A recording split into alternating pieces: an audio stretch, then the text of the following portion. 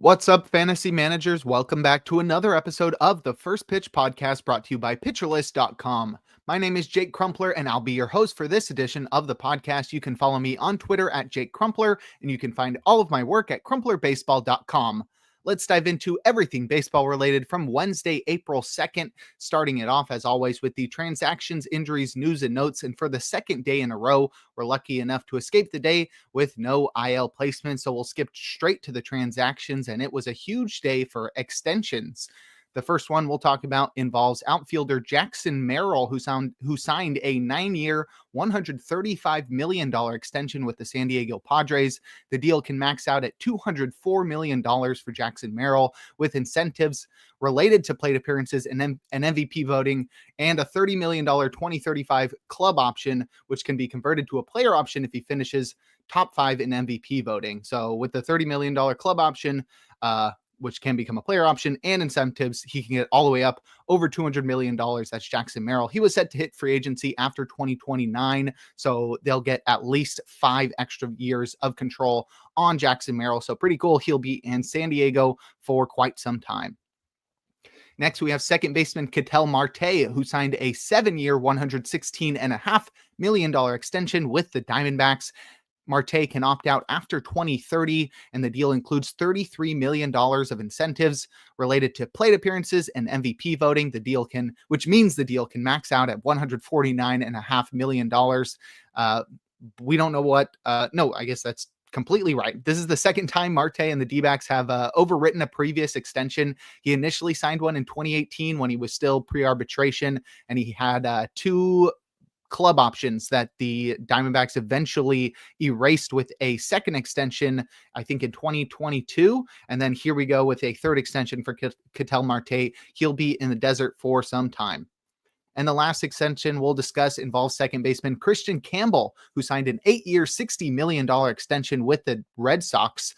It includes a $19 million club option for 2033 with a $4 million buyout, as well as a $21 million club option for 2034, and incentives based on all-star appearances and awards voting, meaning it can max out over $100 million if all the options are exercised, as well as with the incentives. We don't know exactly what it is at the max because we don't know what those incentives are exactly, but still pretty dope. Christian Campbell going to be in Boston for at least the next 8 years and could be up to 10 years. The last transaction we'll discuss is outfielder Esteury Ruiz, who was traded from the A's to the Dodgers for starting pitcher Carlos Duran, who is a minor leaguer with pretty good strikeout stuff, but no control. He's likely headed for the bullpen in his future. He's 23, so he could be in the majors in a couple years. But Ruiz, the former American League stolen base champion and still the record holder for the most stolen bases ever by an American League rookie, Ruiz will head to the Dodgers. He will play in their minor league system, probably at AAA, but really going to be an injury replacement. Right now, the Dodgers team is absolutely stacked. Not a lot of room for Ruiz to get in there right now, but if any injuries happen, this speedster could be in there playing against lefties for the Dodgers. And now we'll discuss our one piece of news, which involves shortstop Gunnar Henderson, who will be activated or was at least reported to be activated from the IL today on Thursday. But those reports now remain uncertain as they're going to see how he feels after his final rehab game on Wednesday and then determine whether or not to push him for that game on Thursday or wait until the weekend. So we'll see if he's in the lineup today on Thursday. If not, he will be in the lineup in the weekend. When he does return to the lineup, I'm wondering how that lineup aligns or how the infield aligns. It's probably going to be Jackson Holliday at second base, Jordan Westburg at third, which means Ramon Urias heads to the bench, maybe even the minors. I'm not sure what the corresponding move is going to be for the activation of Henderson, but he should be activated shortly within the next couple of days at the very least.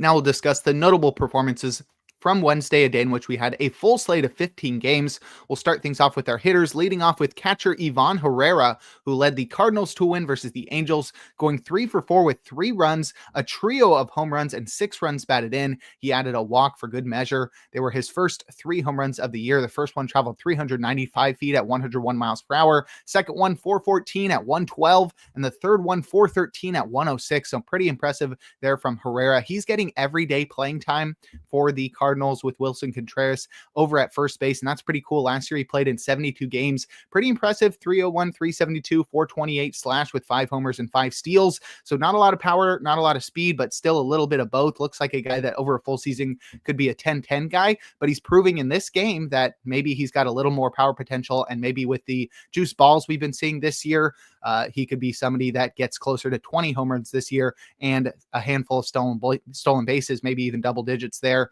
Pretty good strikeout plate discipline there from Herrera too. 8.9% barrel rate last year, and he's still only 25 years old. So maybe this is a big breakout season from Ivan Herrera.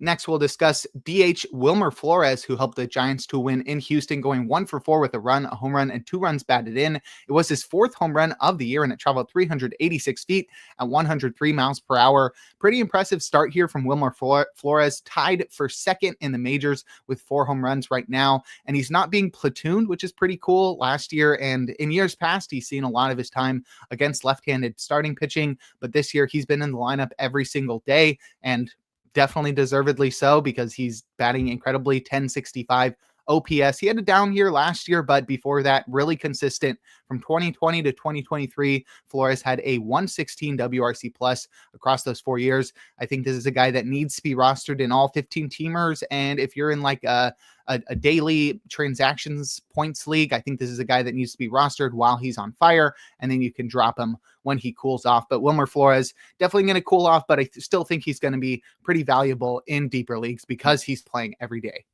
And lastly, we'll discuss catcher Hunter Goodman, who did all he could, but the Colorado Rockies lost in Philadelphia. Goodman went 2-for-3 with a run, a home run, a double, and an RBI. It's his 2nd home run of the year, and it traveled 370 feet at 100 miles per hour. I talked Goodman up in the spring because of his ability to play multiple positions. So I thought as a catcher eligible batter that he would be valuable in 2 catcher leagues, at least playing in the outfield and first base, at DH, and backing up at catcher. But he's actually playing every day over Jacob Stallings and is batting 4th. So pretty good lineup placement there from Goodman, and a lot of playing time, plate appearances for the catcher. And he's a guy that has a lot of power potential. He had back-to-back 30 homer campaigns in the minors in 2022 and 2023, and he's off to this hot start, and he hasn't even played in Coors yet. I think Hunter Goodman is somebody that is pushing his way into 12-team relevancy the same way that Ivan Herrera did.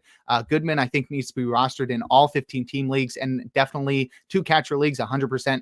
15-team leagues, I think it gets a little dicey, but he's really doing well so far, playing every day, batting 4th, and hasn't even played in Coors. So Hunter Goodman, definitely worth an eye right now. But if you'd like a breakdown of other notable hitting performances from Wednesday, check out the daily Batters Box article over on pitcherlist.com.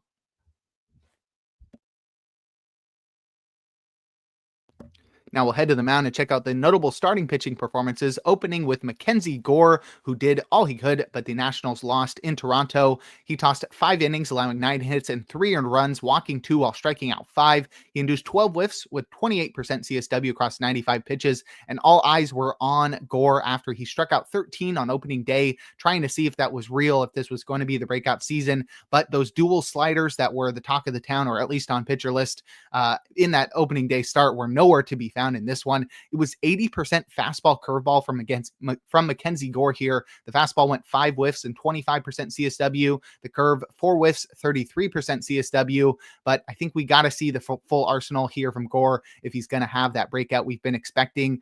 If he doesn't have the full arsenal and he's just going in and out, sometimes using all 5 of his pitches and sometimes just being a 2-pitch guy, I think he's going to be a hipster, what Nick has dubbed a headache-inducing pitcher that stifles the entire roster. Gore's going to be definitely a headache if he's using his arsenal like this. And he gets the Dodgers next, and that's pretty rough. So I think that's going to be the real test. If he struggles there, I think we're in for quite a headache year for Mackenzie Gore. If he succeeds, though, this could be the breakout we've been waiting for. Next, we've got Zach Gallen, who helped the Diamondbacks to win in the Bronx, tossing 6 2/3 scoreless innings, allowing 3 hits. He walked nobody while striking out 13, inducing 24 whiffs with 46% CSW across 101 pitches. Gallen, last time out on opening day, couldn't find the zone. The heater was just not finding the zone, not getting strikes, sub 50% strikes, but he got the heater in the zone in this one. And he stole 11 strikes with the pitch for 45% CSW. And then the curve played off it, just unreal. It was absolutely bonkers with 13 whiffs for 60% CSW. Crazy. And then the changeup chipped in a little bit against lefties and the slider against righties. Changeup had 5 whiffs. I think the slider had 2. Pretty unreal from Gallen. If you look at the strike zone plot, I think he was just playing the fastball off the curveball, where you throw the fastball low and then you throw the curveball next and it just drops off the table and batters just don't see it coming. Pretty incredible work there from Gallen. This is a guy who's mastered that ability with his high IVB, but I don't know if it's low or high vertical approach angle. It's steep vertical approach angle from Gallen. So he's mastered that ability to dot the fastball at the bottom of the zone and then drop the curveball and other breaking balls off of it. He was missing that on opening day because he couldn't get the fastball in the zone. That changed this time. And here we go. This is the results we get. This is why Gallen has been an ace for quite some time. He fell a lot in Nick's ranks, and I'm wondering how much this bumps him back up. He gets the Orioles next, and that should be a test of how well he's mastered his ability to locate that fastball.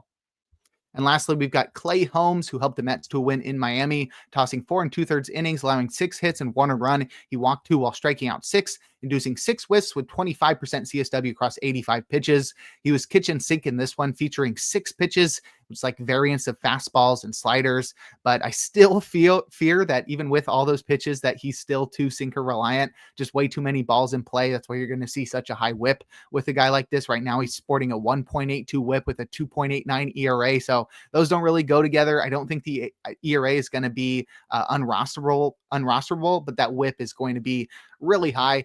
And honestly, 6 Ks here on 6 whiffs is also something that's unbelievable. So Clay Holmes is somebody that I'm pretty concerned with moving forward as being rosterable in 12 teamers, but he gets the Marlins again next. If he can succeed there, then maybe you keep rolling with it. But I'm somewhat concerned that he's going to be somebody with a low strikeout total and high whip numbers. And that's not somebody that I want to roster in my 12 teamers. But if you'd like a breakdown of every single start from Wednesday, give the Plus Pitch podcast a listen and check out Nick's daily SP roundup over on pitcherlist.com. Now we'll head to the bullpen and check out the relievers that got saves and the closers that pitched outside of save situations or blew their saves. Starting with the former, Camilo Doval got his second save with Ryan Walker resting. Camilo Doval was perfect in this one. Huáscar Brazoban got his first save. He got the final 2 outs of the 11th inning with Edwin Diaz pitching the 8th in a tie game. Diaz hadn't pitched since like Friday or something, so it made sense that he got in that early. Robert Suarez got his 3rd save with a perfect 9th. AJ Puck recorded his 2nd save. He allowed a run again, which is unfortunate because I love seeing him pitch the 9th and get these saves, but he's successful, but he's allowing runs, and that's somewhat concerning. No Justin Martinez in this one, so we'll see what happens over the weekend. Next, Luke Jackson got his 3rd save with a scoreless 9th. Dennis Santana with David Bednar in the minor leagues got his 1st save. He was hitless, so it's clear that Santana will be the closer in Pittsburgh moving forward. Jeff Hoffman recorded his 3rd save. He allowed a run on 3 hits, but still got the job done. Andres Munoz recorded his 3rd save. He was scoreless. And the last one, Aroldis Chapman recorded his 1st save for the Red Sox. He was hitless. And in terms of closers to pitch outside of save situations or below their saves, Calvin Fauché allowed 3 runs in the 8th to blow his 1st save. So the Anthony Bender train continues to roll. Emmanuel Clase pitched a scoreless 8th with the Guardians down by 3. He last pitched on Sunday, so maybe this was somewhat of a maintenance outing. I think that last outing was the one where he hit Jonathan India in the face. Maybe that was earlier in the weekend, but maybe they were giving him a chance to get some confidence back after that scary situation. Mason Miller pitched a perfect 9th with an 8-run deficit. He last pitched Saturday, so it was a maintenance outing for Miller. Emilio Pagan pitched a perfect 9th down by 1. Tony Santillan pitched the 8th, so I think it's clear right now that Pagan may have the leg up over Santillan, though I like Santillan's skills over Pagan.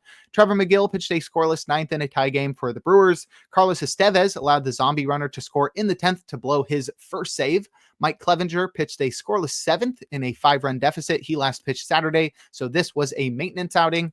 Yohan Duran pitched a scoreless 8th with a 5-run lead. He last pitched Saturday, so this was a maintenance outing. Jose Alvarado pitched the 9th up by 4 after the offense tacked on 2 insurance runs in the 8th. So he was in line to pitch in a save situation. So you can still consider Alvarado in line for saves, though he's going to be battling with Jordan Romano. And lastly, Raisel Iglesias rendered a walk-off homer to Shohei Ohtani to blow the save. But that'll do it for our relief pitcher section. And before we look forward to today's games, we're going to take a quick break. And we're back. Now we'll look forward to Wednesday, April 3rd. We've got just 5 games on the slate, so let's just take a look at all of them instead of looking at important matchups. First one on the docket, we got Tanner Houck for the Red Sox in Baltimore against Charlie Morton. That should be a fun matchup. Some great breaking balls there, though Houck last time out lost a lot of movement on his great slider, which is supposed to be his calling card. So I'm pretty concerned there. Charlie Morton getting pretty old too, but maybe he can go on some sort of Vargas rule at some point this year. Should be an interesting matchup in Baltimore, interdivision rivals. Next, we got Antonio Senzatella of the Rockies taking on Taijuan Walker in Philadelphia. Great pitching matchup here. I definitely think this is the one to target for hitters. Both pitchers are known to give up a lot of runs, and the offenses here hopefully can take advantage in Philadelphia. Next, we have Hunter Brown in Minnesota against Joe Ryan. This should be a really good pitching matchup. 2 young pitchers with the ability to go deep into a ball game and rack up a bunch of strikeouts. This one should be fun to watch. Next, we have a couple veterans. Merrill Kelly for the Diamondbacks in New York against Carlos Carrasco. It's not his Yankees debut, but it is his Yankees starting pitching debut as he pitched earlier in the season out of the bullpen. This one should be interesting to watch. I think maybe target some Diamondbacks hitters against Carrasco in the hitter-friendly Yankee Stadium. And lastly, we've got Nick Lodolo in Milwaukee against Nestor Cortez. Cortez will be looking to bounce back after his disastrous start in Yankee Stadium on opening day, where he allowed home runs on the first 3 pitches he threw. So hopefully he can bounce back here at home, while Lodolo looks to up the strikeout numbers. Last time relied on his changeup a lot. Hopefully he can become more curveball reliant here with some lefty hitting Brewers in the lineup. But those are our pitching matchups, and I noted Carlos Carrasco as somebody to target Diamondbacks hitters against, and then also the matchup between the Rockies and Phillies as a hitter matchup. And then we'll close things out with our relievers to watch. Jeff Hoffman has pitched on back-to-back days and in 4 of the last 5. So Jimmy Garcia should be getting a save in this one. Oh, actually, are they even playing today? That should be definitely, that should have been the first thing I checked, but nonetheless, if the Blue Jays do play today, which actually I just went through all of those games, they don't play today. So definitely don't worry about it. Trevor McGill has pitched on back-to-back days, and in 3 of the last 4, they're playing the day the Brewers are. So Yoel Payamps may be in line for a save. Dennis Santana has pitched on back-to-back, but the Pirates are not playing tomorrow. And AJ Puck has pitched on back-to-back, and in 3 of the last 4, the D-backs are playing tomorrow. So target Justin Martinez for a save on Thursday. But that'll do it for today's episode of the First Pitch Podcast. Make sure to head on over to pitcherlist.com to check out all of the great articles and features we have on the site. Sign up for PL Plus or PL Pro to gain access to the Discord and to support the PitcherList staff. You can follow me on Twitter at Jake Crumpler. Tune in live on YouTube tomorrow and every day for a new installment of the podcast. Trevor Huth will be with you tomorrow and throughout the weekend. And make sure to enjoy the day as we are blessed with another day of baseball.